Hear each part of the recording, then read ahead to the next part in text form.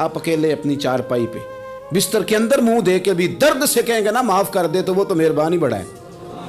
میرے نبی پاک صلی اللہ علیہ وسلم مثال دیتے ہیں، فرمایا ایک آدمی صحرا میں جا رہا، صحابہ سے حضور خطاب کر رہے ہیں، فرمایا ایک آدمی صحرا میں جا رہا تھا، اس نے اپنی اونٹنی پہ کھانا پانی پیسے ہر چیز رکھی ہوئی تھی، صحرا تھا بہت بڑا، درمیان صحرا کے گیا تو تھوڑا سا سستانے کے لیے آرام کرنے کے لیے اونٹنی سے نیچے اترا۔ اب اس نے اونٹنی کی لگام اونٹنی کی نکیل اپنے سرہانے کے نیچے رکھی، ہاتھ کے ساتھ پکڑی اور سو گیا۔ تھوڑی ہی دیر کے بعد جب اس کی آنکھ کھلی تو دیکھا اونٹنی غائب ہے۔ صحرا میں وہ پیدل نہ آگے جا سکتا ہے نہ پیچھے جا سکتا ہے، نہ دائیں نہ بائیں، کھانے کو روٹی نہیں، پینے کو پانی کا قطرہ نہیں، تھوڑا ادھر بھاگا ادھر بھاگا، تھک گیا۔ کریم محبوب فرماتے ہیں وہ پوری طرح نڈھال ہو گیا اور مایوس ہو گیا، معاذ اللہ، مایوس ہو کے دوبارہ اسی جگہ آ کے لیٹ گیا جہاں پہلے لیٹا تھا، انتظار کرنے لگا کہ اب موت ہی آئے گی، آخری وقت ہے، اب نہ میں پیدل یہ صحرا کراس کر سکتا ہوں، نہ پیچھے جا سکتا ہوں، نہ کھانا ہے نہ پانی ہے، سوائے موت کے کوئی سہارا نہیں۔ حضور فرماتے ہیں وہ رستے میں دوبارہ لیٹ گیا، اچانک اس نے رخ بدلا تو اونٹنی سامنے کھڑی تھی۔ حضور نے صحابہ سے پوچھا بتاؤ نا اسے بھلا کتنی کو خوشی ہوگی؟ یا رسول اللہ جسے نئی زندگی مل گئی ہے۔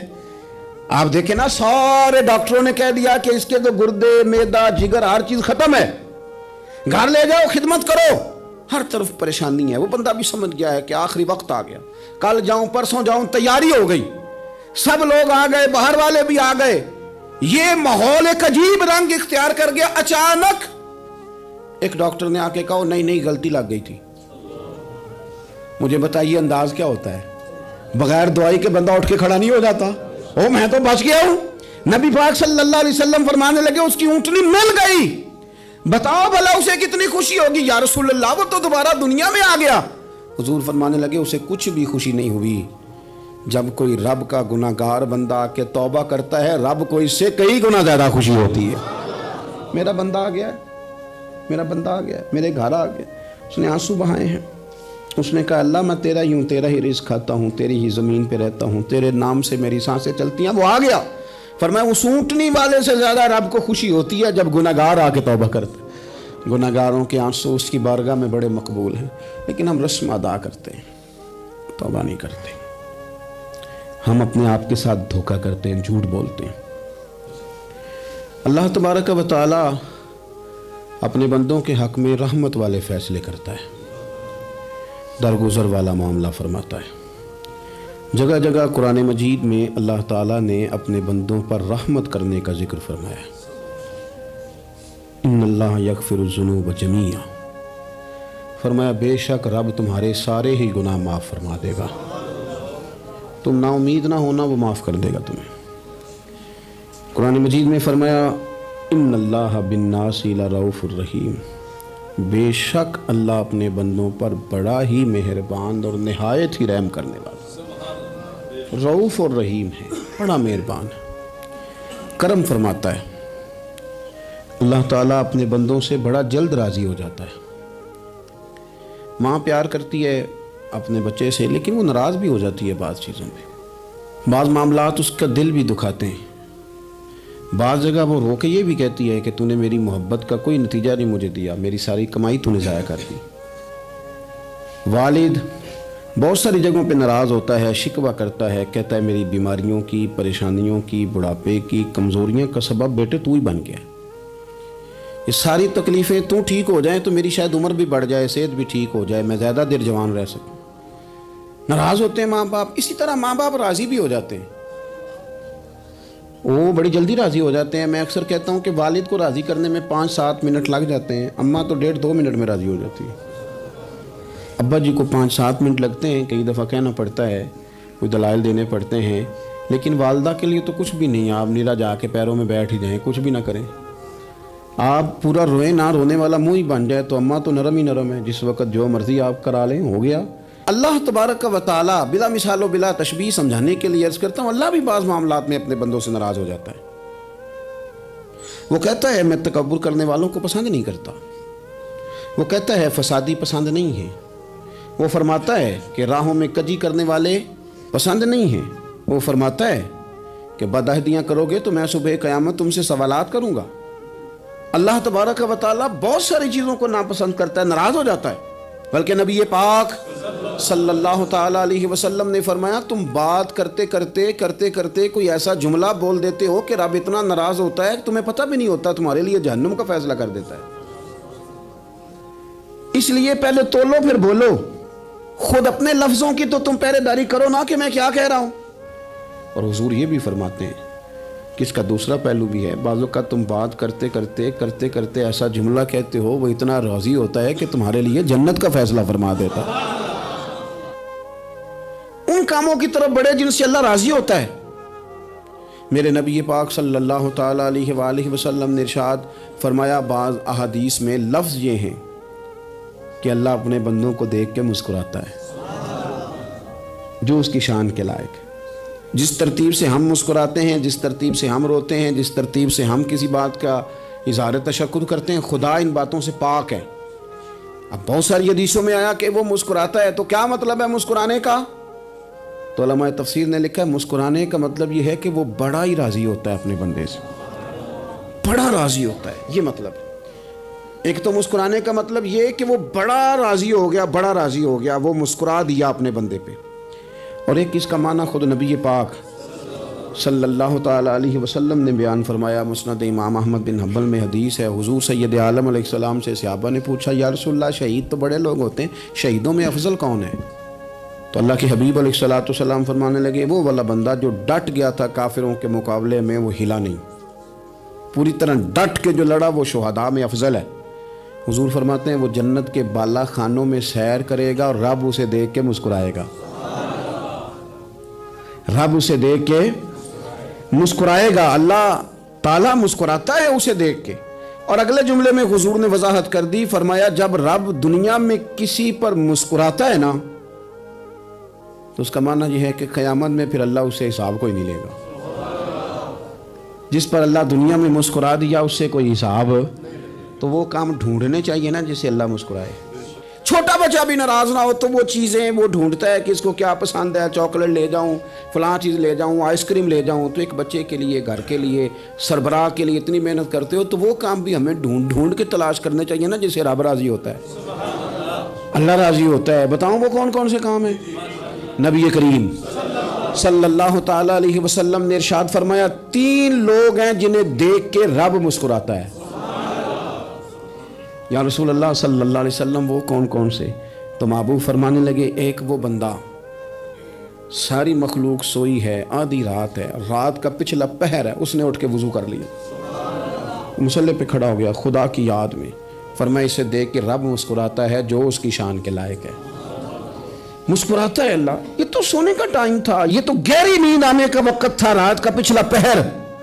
اور سننا میرے بھائی، میرے نبی پاک صلی اللہ تعالیٰ علیہ وسلم فرماتے ہیں جب مسلمان نماز کے لیے صفیں بناتے ہیں نا، ترتیب لگ رہی ہوتی ہے، اب اللہ کی بارگاہ میں کھڑے ہوں گے، قیام کریں گے، رکوع کریں گے، سجود کریں گے، فرمایا جب مومن صفیں بناتے ہیں تو رب دیکھ کے مسکراتا ہے، مسکراتا ہے۔ کمال ہو گئے عروج بندگی کا، جب بندے کو دیکھ کے رب مسکرائے۔ خدا بندے سے خود پوچھے بتا تیری رضا کیا ہے، مسکراتا ہے۔ اور میرے نبی پاک علیہ السلام فرماتے ہیں جب مجاہد جہاد کے لیے صفیں سیدھی کرتے ہیں، آج تو یہ رب کے نام پہ مرنے ہی آ گئے، یہ صفوں میں کھڑے ہوں گے، ترتیب سے لڑیں گے، ترتیب سے گلا کاٹیں گے کافروں کا یا شہادت لیں گے۔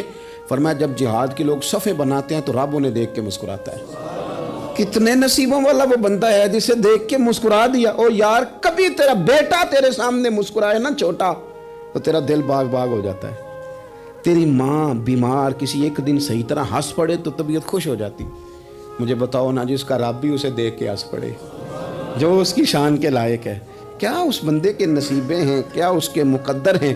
آپ اس مقام پر اپنے آپ کو لائیں۔ اب دیکھیں نا یہ حدیث آپ نے سن لی، اب ہم نے نا اس طرح صفحے نہیں بنانے جس طرح ساری دنیا، اب ذرا صفحے بھی شوق سے بنائیں گے، آپ ذرا تھوڑا سا شوق پیدا کریں گے، بھئی یہ تو میں وہ کام کرنے لگا ہوں جسے دیکھ کے رب مسکراتا ہے۔ نبی پاک صلی اللہ علیہ وسلم نے فرمایا جب کوئی بندہ توبہ کرتا ہے نا، ہم توبہ کا رٹا لگاتے ہیں، یا اللہ میری توبہ یا اللہ۔ اور توبہ کا تو مطلب یہ ہے کہ پچھلے گناہوں سے پکی توبہ، آج کے بعد یہ غلطی نہ کرنے کا پکا وعدہ، آج کے بعد رشوت تو نہیں نہ لے گا، मिलावट तो नहीं ना करेगा, ये तौबा है। और अगर सारे काम उसी तरह करने तो फिर ये तौबा का रट्टा है, जितना मर्जी लगाओ। हज़रत अली बिन रबिया रदी अल्लाह ताला अन्हु फरमाते मैं मौला अली के साथ था, मकाम हर्रा की तरफ जा रहे थे, हज़रत अली ने हाथ उठा के दुआ मांगी हमारी तालीम के लिए, वरना हज़रत अली हम सहाबा को महफूज अनिल खता तो मानते हैं ना। हाथ उठा के कहा ए अल्लाह हमारे गुनाह बख्श दे, तेरे अलावा कोई माफ़ करने वाला नहीं। और फिर हज़रत अली आसमान की तरफ देखा और देख के ना हज़रत अली बिन रबिया को तो मुस्कुराए।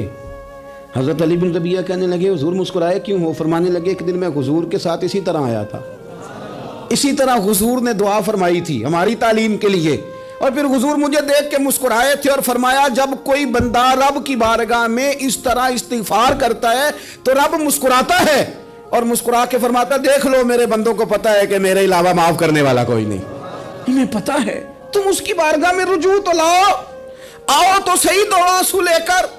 इकबाल कहते हैं कि मोती समझ के शाने करीमी ने चुन लिया, कतरे तो गिरे मेरे अर के इंफाल के, दो मैंने आंसू बहाए थे तो उसके करम ने तो मोती समझ के चुन लिए। सुनो ना हुजूर इस इस्तिगफार को, अल्लाह को यार रात को तौबा करके सोना चाहिए हमें। कुछ गलतियां हम करना नहीं चाहते पर हमसे हो जाती हैं, कुछ दिल हम तोड़ना नहीं चाहते पर वो टूट जाते हैं, हमारी मजबूरी होती है टूट जाते हैं। रात को उसकी बारगाह में हाथ बांध के कशकोले तलब दराज करके खूब इस्तिगफार पढ़ना चाहिए कि मालिक बंदे हैं ना क्या करें, खुदारा ख्याल करें, दुनिया रूठती है तो रूठ जाए, रब रसूल नाराज ना होने पाए, इसका ख्याल करें। हुजूर फरमाते हैं वो मुस्कुराता है, उसे खुशी होती है जब कोई उसका बंदा उसकी तरफ रुजू करता है। मेरे अजीज़ों रसूल पाक सल्लल्लाहु ताला अलैहि वसल्लम ने उन लोगों के तज़किरे किए जिन्हें देख के रब मुस्कुराता है। नबी पाक साहिब अलाक सल्लल्लाहु ताला अलैहि वसल्लम फरमाते हैं, मुस्नद इमाम अहमद बिन हंबल देखिए, फरमाया रब उस वक़्त बड़ा ही मुस्कुराएगा जब कातिल भी जन्नत में जाएगा, मकतूल भी जन्नत में जाएगा। या रसूलल्लाह मकतूल तो गया, ये कातिल कैसे चला गया? हुजूर फरमाते हैं जाएगा, और जाएगा रब मुस्कुराएगा जो उसकी शान के लायक है। या रसूलल्लाह किस तरह? तो नबी पाक सल्लल्लाहु अलैहि वसल्लम फरमाने लगे इसने एक मोमिन को कत्ल किया था, वो शहीद होकर जन्नत में चला गया, अब अल्लाह ने बाद में इसे तौबा की तौफीक दे दी। पहले इसने कलमा पढ़ा, फिर ये मैदान में उतरा, काफिरों से लड़ा, ये शहीद हुआ, रब ने इसे भी जन्नत दे दी। कातिल भी जन्नत में, मकतूल भी जन्नत में। और बात इतनी अनोखी है कि रब देख के मुस्कुरा रहा है जो उसकी शान के लायक है। हम जल्दी में हैं, हम इंतजार नहीं कर रहे कि शायद तौबा कर जाए, हम इंतजार नहीं कर रहे। लेकिन मेरे अजीज इतनी जल्दी ना करें, सोचों का साफ होना, जहनों का पाक होना और लोगों के बारे में गुमान का अच्छा होना। आप किसी नफ्सियात के डॉक्टर के पास चले जाएं, उसे कहें टेंशन बढ़ी है, मैं उनके मज़ामीन पढ़ता रहता हूँ, वो सबसे पहला सबक आपको ये पढ़ाएंगे कि अच्छा सोचा करें। अच्छा सोचने से बंदा तंदुरुस्त रहता है। किससे बंदा तंदुरुस्त रहता है?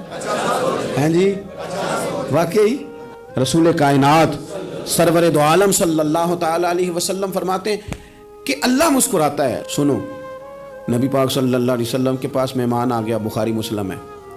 हुजूर ने अज़वाज मुतहरात के घरों में पैगाम भेजा, कुछ चीज़ है ज़ियाफ़त के लिए। या रसूलल्लाह कुछ भी नहीं, ये दो जहां के शाह हैं और पास कुछ रखते नहीं, दो जहां की नेमतें हैं इनके खाली हाथ में। या रसूलल्लाह कोई चीज़ भी नहीं। हुजूर ने सहाबा के मजमे पे नज़र डाली, या रसूलल्लाह सल्लल्लाहु अलैहि वसल्लम हुक्म हो। तो हुजूर फरमाने लगे तुम में से कोई बंदा है जो इसे घर ले जाए रोटी खिलाए? एक सहाबी उठे फौरन, हुजूर मैं लेके जाता हूँ, खाना खिलाता हूँ। फरमाते हैं मेरे घर में सिर्फ बच्चों का खाना था, ये नहीं कि फ्रीजर भरा हुआ है नेमतों से, सिर्फ बच्चों का खाना। ये नहीं कि किसी को देख के अपनी हंडिया पे बर्तन दे लिया, सिर्फ बच्चों का खाना। कहते हैं घर गया, बीवी से कहा क्या कैफियत है? कहने लगी बच्चों की रोटियां। मैंने कहा बच्चे सुला दे, सुबह नाश्ता कर लेंगे। तो कहने लगी आप क्या खाएंगे? तो मैंने कहा ना मैं खाऊंगा ना तू खाएगी, मेहमान जो नबी पाक का है। कहा अच्छा, अब जरा तजवीज़ देखो मियाँ बीवी की सूझी आपस में। कहते हैं खाना लगा देना, क्योंकि एक आध बंदे का खाना है। अपनी गुर्बतों का हर जगह इजहार करना, रोना रोना, ये देखो गुर्बत कैसे छुपाई जा रही। उसको कहा नहीं कि चल तू थोड़ा रहम खा, तू आया है तू थोड़ा रहम खा, ये नहीं कहा उठ के ना तू खाना रखना और उठ के ना चिराग ठीक करने के बहाने बुझा देना। हम दुनिया वालों के सामने क्यों अपने दुख बयान करें? ہم جو کہیں گے رب رسول کی بارگاہ میں کہیں گے۔ تو نہ چراغ ٹھیک کرنے کے بہانے، اہلیہ اٹھی کھانا دینے کے بعد چراغ ٹھیک کرنے کے بہانے بجھا دیا، خامد بھی ہاتھ چلاتے رہے، بیوی کبھی برتن رکھتی کبھی اٹھاتی، پتہ چلے کہ کھانا کھا رہے ہیں، کھانا کھایا جا رہا ہے۔ کہتے ہیں مہمان پیٹ بھر کے کھانا کھا گیا، یہ کام ہوا رات کے اندھیرے میں، اس وقت ہوا جب چراغ بھی بند تھا، اس وقت ہوا جب کوئی دیکھنے والا نہیں تھا، کسی پڑوسی کو بھی خبر نہیں تھی۔ فرماتے ہیں صبح کے اجالے میں اس مہمان کو لے کے مسجد نبوی میں نے قدم رکھا تو نبی کریم نے فرمایا رات جو تم نے کام کیا ہے نا اسے دیکھ کے میرا رب بڑا مسکرایا ہے، اللہ بڑا مسکرایا ہے۔ اللہ تر دامنی پہ شیخ ہماری نہ جائیے، ہم دامن نہ چھوڑ دیں تو فرشتے وضو کریں، یہ شان